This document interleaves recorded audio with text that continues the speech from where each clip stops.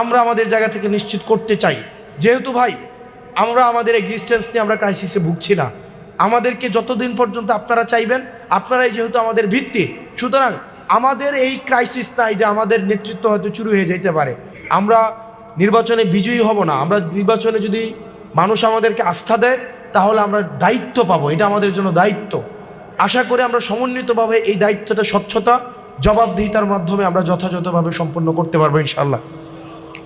দ্বিতীয়ত, দেবিদ্বারের যদি মোটা দাগে ভিজিবল সমস্যা হচ্ছে এটা সমাধান করার ক্ষেত্রে আমরা সচেষ্ট থাকবো, আমাদের প্রচেষ্টা সবসময় অব্যাহত থাকবে। আর আমাদের যে মোটা দাগে যে সমস্যাগুলো আছে, এই সমস্যাগুলো গত 17 বছরে আমরা যারা 2005-06 সালে দেবিদ্বারকে দেখেছি এবং বর্তমানে যখন আমরা দেবিদ্বারকে দেখি, আমরা একটা দৃশ্যমান একটা পার্থক্য দেখি। বা দেবিদ্বার সরকারি কলেজে যারা আপনারা পড়াশোনা করেছেন আর দেবিদ্বার বর্তমান সরকারি কলেজের যে অবস্থান আপনারা দেখতে পান, এই দুইটাকে যদি আপনারা অ্যাসেস করেন তাহলে এই দেবিদ্বারের মূল চিত্রটা আপনাদের সামনে উপস্থাপিত হবে। দেবিদ্বার একটা সময় ছিল, আমার বাসাটা সরকারি কলেজ ঘেঁষে ছিল। সরকারি কলেজের যে বাউন্ডারিটা, যেখানে সরকারি কলেজের প্রিন্সিপাল থাকতেন, ওই প্রিন্সিপালের বাউন্ডারি ঘেঁষেই হচ্ছে আমার বাসাটা ছিল।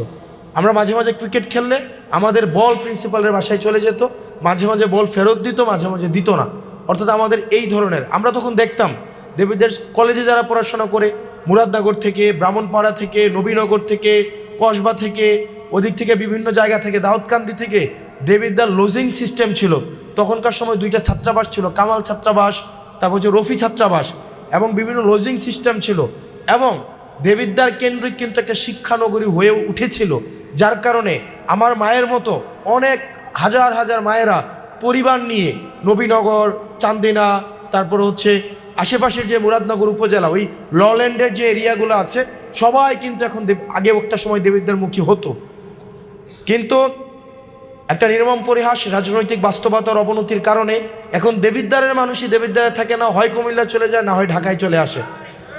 এখন আমরা যদি লোকেশনের জায়গা থেকে দেখি, দেবিদ্বারের যে লোকেশনটা আছে জিওগ্রাফিক জায়গা থেকে, এটা হচ্ছে ফিডিং একটা ল্যান্ড। অর্থাৎ এই এলাকাতে আপনার লল্যান্ডের যতগুলা এলাকা আছে, আপনার নবীনগর থেকে মুরাদনগর, কসবা, ব্রাহ্মণবাড়িয়া, ব্রাহ্মণপাড়া, এই পুরাটার হচ্ছে কিন্তু আমাদের উপজেলাটা তাদের জন্য হচ্ছে একটা আপার ল্যান্ড, আর ওই এলাকাগুলো হচ্ছে লোয়ার ল্যান্ড। তারা কিন্তু আমাদের মুখী।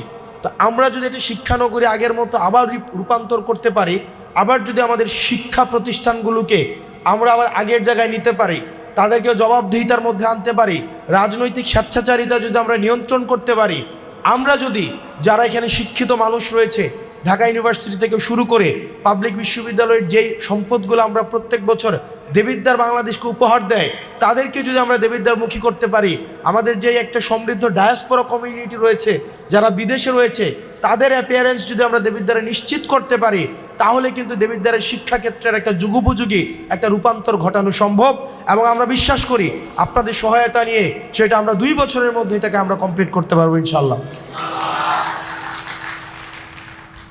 এবং এটার মধ্য দিয়ে দেবিদ্বার যে হারানো একটা সেন্ট্রাল একটা জায়গা ছিল, আমাদের কুমিল্লা কেন্দ্রিক যে উপজেলাগুলো রয়েছে এবং ব্রাহ্মণবাড়িয়ার যে উপজেলাগুলো রয়েছে, সে উপজেলার একটা সেন্টার, একটা হাব আমরা দেবিদ্বারে গড়ে তুলতে পারবো, যেটার মধ্য দিয়ে দেবিদ্বারের শিল্প, দেবিদ্বারের বিপণন ব্যবস্থার সেটার আমরা প্রত্যাশিত একটা প্রসারও আমরা ঘটাতে পারবো। দেবিদ্বারের পরবর্তী যে সমস্যাটা, সাবজেক্টিভ সমস্যা, সেটা হচ্ছে ড্রাগস। এটা ড্রাগসের ভয়াবহতা। আমরা যারা দেবিদ্বারে থাকি না, দেবিদ্বারে আমাদের যাওয়া আসা কম, সেই জায়গা থেকে আমিও ব্যক্তিগতভাবে আমার অনুধাবনটা এত গভীর ছিল না, এত স্পষ্ট ছিল না। এই লাস্ট 6-7 মাসে আমি যখন দেবিদ্বারে যাই, প্রচুর পরিবার এই ড্রাগসের কারণে ধ্বংস হয়ে গিয়েছে, ধ্বংসের দ্বার প্রান্তে এই ড্রাগসের কারণে। তো এই ড্রাগসটা আসলে এটাও যদি রাজনৈতিকভাবে আমরা এটাকে একটা ইতিবাচক রূপান্তর করতে পারি, তাহলে সেটা নিয়ন্ত্রণ সম্ভব। কারণ আমরা দেখেছি ড্রাগসের সাথে পলিটিক্যাল যে পার্টিগুলো থাকে, পলিটিক্যাল পার্টিগুলোর লিডারদের একটা সরাসরি এনগেজমেন্ট থাকে। তাদের ইচ্ছাকৃত প্রশ্রয় ছাড়া ড্রাগসের ডিলিং কখনোই সম্ভব নয়। আমরা দেখেছি কিছুদিন আগে এক রাজনৈতিক নেতার বক্তব্য হচ্ছে আমাদের সামনে এসেছে, আমি সেখানে দেখেছি উনি তার কর্মীকে বলছেন, যদি তুমি এই নির্দিষ্ট পরিমাণ টাকা আমাকে না দিতে পারো, তাহলে যে তোমার ব্যবসাটা আছে সেটা আমি বন্ধ করে দিব। অর্থাৎ ড্রাগসের যে ব্যবসাটা আছে সেটা বন্ধ করে দিব। এখন আমাদের যেহেতু আমরা নিজেরা ড্রাগসের সেবক না, আমরা নিজেরা ড্রাগসের সেলার না, আমরা নিজেরা ড্রাগসের বায়ার না, ড্রাগস আমাদের জীবনে কোনো উপযোগিতা তৈরি করে না, এবং আমরা বিশ্বাস করি আমরা যদি সমন্বিত একটা উদ্যোগ নেই, এবং আমাদের রাজনীতি যেহেতু ড্রাগসের টাকায় নির্ভর করে না, এই ড্রাগসের দেবিদ্বার থেকে মূলোৎপাটন আমাদের দ্বারা ইনশাল্লাহ সম্ভব, যদি সবাই আমাকে সহায়তা করে। এরপরে দেবিদ্বারে যেটা হয়, আমাদের দেবিদ্বারের কালচারাল জায়গা থেকে যদি দেখি, ওই অর্থে কিন্তু কালচারাল কোনো ধরনের ইতিবাচক সমৃদ্ধি বা প্রগতির দিকে আমরা যাইতে পারি না এই গত 17, 18, 20 বছর ধরে। এটা সাউন্ড অনেকের কাছে মনে হইতে পারে এটা খুব, আপনি যদি দেবিদ্বার যান আপনার পরিবারকে নিয়ে কোনো একটা জায়গায় বসে খাবেন, এই পরিবেশটাও দেবিদ্বার এখনো পর্যন্ত নাই। আপনি আপনার পরিবারকে নিয়ে দেবিদ্বারের কোনো জায়গায় আপনি বসে খাওয়ার মতো একটা পরিস্থিতি নাই। এটা হচ্ছে যে আমাদের সাংস্কৃতিক ওই অর্থে আমরা কোনো উন্নতি করতে পারি নাই, আমাদের বিনোদন কেন্দ্র আমরা প্রতিষ্ঠা করতে পারি নাই। আমরা এখনো পর্যন্ত দেবিদ্বারের স্বাস্থ্য ব্যবস্থাটার আমরা হচ্ছে ইতিবাচক, আমরা নাম্বার অনেক হসপিটাল হয়েছে, আমরা সেগুলাকে আমরা এখনো পর্যন্ত সেবাধর্মী করতে পারি নাই। আমরা ইনশাল্লাহ আপনারা যদি আমাদেরকে সহায়তা করেন এবং আমাদের যে টিমটা রয়েছে, আমরা বিশ্বাস করি এটার আমরা একটা গ্রহণযোগ্য মাত্র একটা পরিবর্তন করতে পারবো ইনশাল্লাহ। এবার আসেন, এটা সম্ভব তখন, আমাকে প্রায় বলেন যে একা সম্ভব কিনা, এটা একা কোনোদিনও সম্ভব না। আমি এখন যে কথাগুলো বলবো এগুলো একটু তিক্ত এবং এগুলো হয়তো অনেকের মন খারাপ হইতে পারে। আমি লাস্ট 6 মাসে, এবং এখানে যারা রাজনীতি করেন তাদেরও একই অভিজ্ঞতা, আমি তাদের সাথে যখন কথা বলেছি তাদেরও সেম অভিজ্ঞতা। আমাদের সমাজে যারা ক্রাইমের সাথে রিলেটেড, তারা কিন্তু কোনো না কোনোভাবে আমাদের আত্মীয় স্বজন, তারা আমাদের বাড়িরই, তারা আমাদের এলাকার, তারা আমার চাচাতো ভাই, খালাতো ভাই, বা আমার খালাতো ভাই না হলে কারো না কারো খালাতো ভাই, তারা তো মঙ্গল গ্রহের কেউ না কেউ, তারা তো আমাদের সোসাইটির নাকি। তো যখন দেখা যায় একটা স্ট্রিক্ট অ্যাকশন নিতে যায়, তখনই দেখা যায় আমাদের নিজেদেরই মানুষ এটা তদবির নিয়ে আসে যে আমি যেহেতু আপনার পার্টিটা করি, ওই লোকটা তো আমার খালাতো ভাই, চাচাতো ভাই, এটাকে একটু স্যাক্রিফাইস করা যায় কিনা। এটা কিন্তু হয়। এবং আমি যদি দেখি আমাদের দেবিদ্বারে একটা দুষ্ট মানুষগুলা তাদের ব্যবসা বা তাদের এই খারাপ কার্যক্রমগুলোকে তারা খুব প্ল্যানভাবে এটাকে পরিচালনা করে। তাদের 3-4 জন ভাই থাকে, তারা একটাকে দিয়ে রাখে এনসিপিতে, একটা ভাইকে দিয়ে রাখে জামাতে, একটাকে দিয়ে রাখে বিএনপিতে। যার যেই সময় আসে তখন, যার যেটা সময় আসে তখন তাকে সামনে নিয়ে আসে। বিএনপির সময় বিএনপির ভাইটা সামনে আসবে, বাকিগুলো আবার একটু ব্যাকে চলে যাবে, কিন্তু ব্যবসাটা সে টিকিয়ে রাখবে। যেমন এক্সাম্পল মাটি কাটা, দেবিদ্বারে এটা বড় সমস্যা। কারণ মাটি কাটার এটার কিন্তু হাত বদল হয়। ধরেন যদি আমরা 11 দলের নেতৃত্বে আমরা যদি দেবিদ্বারে আমরা যাই, দেখা যাবে যেই ভাইটা আমাদের রাজনীতিটা করছে হাত বদল হয়ে বড় ভাই থেকে সে হচ্ছে এটা ঠিকাদারিটা নিবে। তখন বলবে, ভাই আমি তো আপনার ভোটটা করছি, আমি তো আপনার রাজনীতিটা করছি, আমার দিকে না তাকাইলে কেমন হবে। আমরা যদি সফল হইতে চাই আমাদের আপনাদের সহায়তা লাগবে। কারণ অন্যায় মানে অন্যায়, ইলিগ্যাল মানে ইলিগ্যাল, সেটা আমার বাপে করলেও ইলিগ্যাল, সেটা আপনি করলেও ইলিগ্যাল। এখন আমার ইনসাফের মানদণ্ড যদি এটা হয়, আমরা সবাই ইনসাফে বিশ্বাসী, কিন্তু আমার ইনসাফের মানদণ্ড যদি এটা হয় যে আমি যৌতুক দিব না, যৌতুকের বিরুদ্ধে প্রতিবাদ করব, তবে সেটা আমার মেয়ের বিয়ের সময়, ছেলের বিয়ের সময় চুপ থাকবো, এটা কিন্তু ইনসাফ হইল না। আমি ইনসাফে বিশ্বাস করি, কিন্তু ইনসাফটা যদি এমন হয় যে রাস্তা মোটা লাগবে ঠিক আছে, প্রশস্ত লাগবে ঠিক আছে, তবে সেটা আমার জমির উপর দিয়া না। আমাদের মধ্যে যদি এই প্রবণতা থাকে তাহলে আমাদের সফল হওয়াটা আমাদের জন্য ডিফিকাল্ট হয়ে যাবে। সেজন্য আপনারা যারা আছেন, আমি বিশ্বাস রাখতে চাই যদি কোনো নীতি, যদি কোনো সিদ্ধান্ত সেটা আমার এগেনস্টেও যায়, কিন্তু সেটা যদি ইনসাফ হয়, সেক্ষেত্রে আপনারা আমাকে সমর্থন দিবেন না মনে হয়? দিবেন তো ইনশাল্লাহ? দিবেন তো ইনশাল্লাহ? আমার এটা আসলে খুব কঠিন একটা কাজ, এটা খুব কঠিন একটা কাজ। কারণ সবারই প্রত্যাশা থাকে, আমি যখন দেবিদ্বার যাই আমার প্রত্যেক দিন 15-20টা এডমিট কার্ড নিয়ে আসতে হয় প্রত্যেকবার, কিন্তু এটা কিন্তু আমার কাজ হওয়ার কথা না। আমরা সবাই কিন্তু এই মেধা, দক্ষতা, যোগ্যতার ভিত্তিতেই কিন্তু আমরা দেশটা গঠন করতে চাই, কিন্তু আমার মেয়ের চাকরি হইলে এটা আলাদা বিষয়। ব্যাপারটা এরকম না, আমি বক্তব্য দিই ঠিক আছে, কিন্তু যাওয়ার সময় ঠিকই আবার হচ্ছে একটা এডমিট কার্ড ধরাই দেয়। তো আমি প্রত্যাশা রাখতে চাই আপনারা যারা আছেন, আমি একটা ফাইনেস্ট একটা টিম এখানে ব্যক্তিগতভাবে আমার অনেকের সাথে পরিচয় আছে, ব্যক্তিগতভাবে ফখরুল ভাই আছে, এবং এখানে অনেকে আছে যারা কোনোদিন রাজনীতি করে না, শুধুমাত্র আমাদের ভোট করার জন্য তারা দেশে আসছে। অনেকে আছে যে চাকরি বাকরি করে শুধুমাত্র ভোট করার জন্য হচ্ছে তারা ছুটি নিয়ে আসছে। আমেরিকা থেকে একজন আসছে, সৌদি আরব থেকে আসছে, দুবাই থেকে আসছে। আমাদের কিন্তু তাদের উপরে তাদের যে আস্থা এবং বিশ্বাসের মর্যাদা কিন্তু আমাদের রাখতে হবে। আমার একটা বিশেষ পরিকল্পনা আছে আমাদের, সেটা হচ্ছে দেবিদ্বারের 2টা কমিউনিটিকে, আমাদের দেবিদ্বারে একটু খাবারটা যদি আমরা একটু পরে দেই ভালো হইতো মনে হয়। দেবিদ্বারের 2টা কমিউনিটিকে আমি যদি দেবিদ্বারে এনগেজ করাইতে পারি, দেবিদ্বারের অনেকগুলো প্রবলেম সলভ হয়ে যাবে। 2টা কমিউনিটি, শুধুমাত্র কিচ্ছু করা লাগবে না, তাদের অ্যাপিয়ারেন্সটা যদি আমরা দেবিদ্বারে নিশ্চিত করতে পারি। একটা কমিউনিটি হচ্ছে ঢাকা কেন্দ্রিক যেই আমাদের সিভিল সোসাইটি আছে, দেবিদ্বার সিভিল সোসাইটি, তাদের যদি দেবিদ্বার কেন্দ্রিক একটা অ্যাপিয়ারেন্স বাড়ানো যায়। আপনি দেখেন আপনারা যারা ঢাকায় আছেন, আপনারা কিন্তু প্রত্যেকেই আপনার সোসাইটির একজন প্রেজেন্টেবল একজন মানুষ, ঠিক কিনা?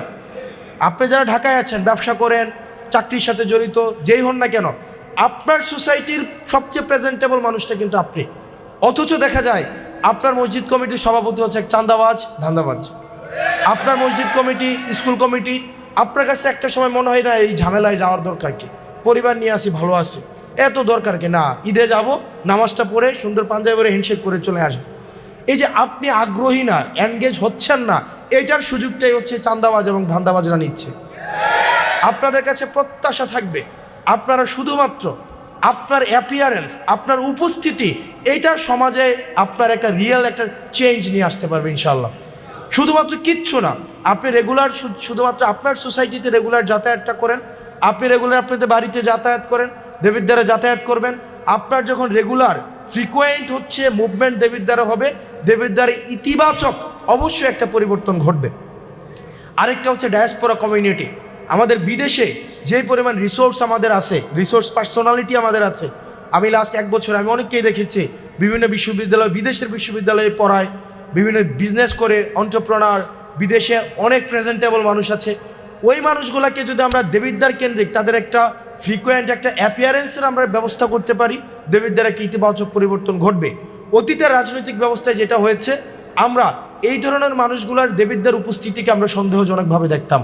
আমরা মনে করতাম পরবর্তীতে হয়তো আমার নেতৃত্বের জন্য হুমকি স্বরূপ। দেবিদ্বারের 25 জন সচিব আছে, আপনি বিশ্বাস করেন?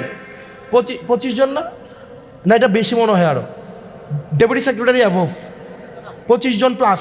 আমাকে একটা লিস্ট দেওয়া হয়েছিল 25 জন plus deputy secretary above, deputy secretary, joint secretary, additional secretary, full secretary, 25 জন একটা উপজেলাতে সার্ভিং আছে। সার্ভিং, আমি রিটায়ার্ডের কথা বলতেছি না, কিন্তু আপনি দেখবেন তাদেরকে কখনোই দেবিদ্বার দেখবেন না।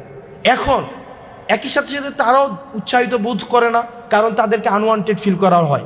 তারাও যখন এলাকায় যায়, এমন একটা কৃত্রিম একটা পরিবেশ তৈরি করা হয় যাতে তাদের উপস্থিতিটাকে আনওয়েলকাম করা হয়। আমরা আমাদের জায়গা থেকে নিশ্চিত করতে চাই, যেহেতু ভাই আমরা আমাদের এক্সিস্টেন্স নিয়ে আমরা ক্রাইসিসে ভুগছি না, আমাদেরকে যতদিন পর্যন্ত আপনারা চাইবেন, আপনারাই যেহেতু আমাদের ভিত্তি, সুতরাং আমাদের এই ক্রাইসিস নাই যে আমাদের নেতৃত্ব হয়তো চুরি হয়ে যেতে পারে। আজকে আপনারা দেবিদ্বারে রেগুলার গেলে হয়তো কয়দিন পরে আমি দেবিদ্বার থেকে আউট হয়ে যেতে পারি। এই ভয় যেহেতু আমাদের নাই, আমরা যেহেতু দেবিদ্বারের জন্য সবাই মিলে কাজ করব, সুতরাং আমরা আপনাদেরকে সবসময় ওয়েলকাম করবো ইনশাআল্লাহ। আমরা আপনাদেরকে ওয়েলকাম করব, তবে আপনারা সবাই যাইতে হবে, ঢাকায় বসে থাকলে হবে না। দেবিদ্বারের প্রতি আপনাদের দায় রয়েছে, দেবিদ্বারের প্রতি আপনাদের দায়িত্ব রয়েছে। এখানে আপনার আব্বা আম্মার কবরস্থান আছে, দেবিদ্বারের মানুষের প্রতি কিন্তু আপনার ঋণ আছে। এই ঋণ পরিশোধ করার জন্য অন্তত দেবিদ্বার আপনাদের রেগুলার যাওয়া উচিত। এবার আসেন, আমরা যেহেতু 11 দলের পক্ষ থেকে আমার উপরে আস্থা রেখেছে এবং আমি আমার জায়গা থেকে আমার সর্বোচ্চটা হয়তো আমি দিতে পারি না, আমার সীমাবদ্ধতা রয়েছে ব্যক্তিগত জায়গা থেকে, আমিও হয়তো পরিপূর্ণভাবে আমার সক্ষমতার সর্বোচ্চ দেওয়া হয়ে ওঠে না, কিন্তু আপনারা যারা আছেন আপনারা আপনাদের সক্ষমতার সর্বোচ্চটা দিচ্ছেন এবং আমাকে যারা সমর্থন দিয়েছে দেবিদ্বার জামাত ইসলামী আমাকে তাদের সক্ষমতার শুধু শতভাগ না, শতভাগের থেকে বেশি তারা আমার জন্য করছেন। এবং আপনারা দেখেছেন হয়তো দেবিদ্বারের মানুষের মধ্যে একটা উচ্ছ্বাস তৈরি হয়েছে। বিএনপির অনেক মানুষ আছে, তারাও আমাদের শাপলা গলিতে ভোট দেবে ইনশাল্লাহ। অনেক মানুষ আছে আমাদের রাজনীতি পছন্দ করে না, কিন্তু সে ভোটটা শাপলা গলিতে দিবে। এবং যারা আমার বিরোধিতা করছে, আমাকে ভোট দিতে চায় না, তারা ভোট না দেওয়ার একটা কারণ হচ্ছে তারা বিশ্বাস করে আমরা যদি একবার দেবিদ্বারে ক্ষমতায় যাই তাহলে আগামী 20 বছর মানুষ আমাদেরকে ছাড়বে না। তো এটা আমি যখন কালকে জিজ্ঞেস করলাম, এটা কি আমার দোষ বললেন না প্রশংসা করলেন, আসলে বুঝলাম না।